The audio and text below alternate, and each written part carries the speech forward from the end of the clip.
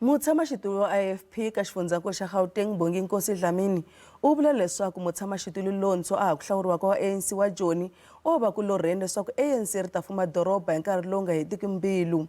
Endzhaku hlawuriwa eka nhlengeletano ya xifundzhankulu ya ANC, Dada Morero u vule leswaku ku hlula ka yena swi ta vuyisela doroba emavokweni ya ANC hi Mhawuri. ANC yi tiyimisele ku teka vulawuri bya doroba ra Joni nakambe hi ku hlawula mutshami wa xitulu lowuntshwa Dada Morero. Morero u vula leswaku minkanerisano yi ve kona kusukela N'wendzamhala lembe leri nga hundza mayelana na ku simeka mfumo lowu hanyaka edorobeni. Mutshami wa xitulu lowuntshwa wa ANC eJoni u ri vandla rakwe ri ta teka masipala ximfumo hi siku ra 22 Mhawuri lembe leri, kambe IFP yi vula leswaku leswi hinkwaswo ko va norho. I mean, that's wishful thinking. All politicians have ambitions. I don't know where he takes it from, but as far as the IFP is concerned, we are in a stable government that is solid, that will be able to deliver to our people and finish its term.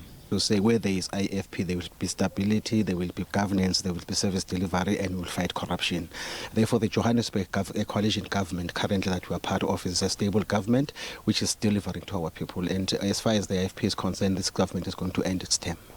Nkarhi wo pfala nhlengeletano wa xifundza wa ANC eJoni, Morero u tiyisise leswaku vandla rakwe a ri langutananga na ku lwisana na mfumo, kambe ri lava vukorhokeri eka vaaki. Loko ka ha ri na minkanerisano leyi rhangaka emahlweni ya EFF, Aljamaa, IFP xikan'we na Patriotic Alliance lava simekaka vuxaka bya nkarhinyana.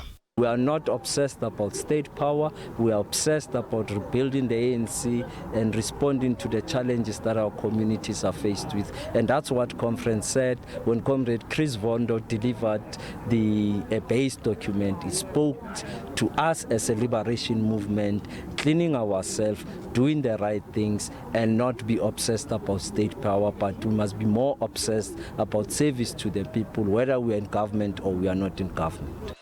Morero u tinyiketa eka ku nghena eka xitulu xa meyara bya doroba ra Joni, kambe leri a hi goza leri nga ta olova.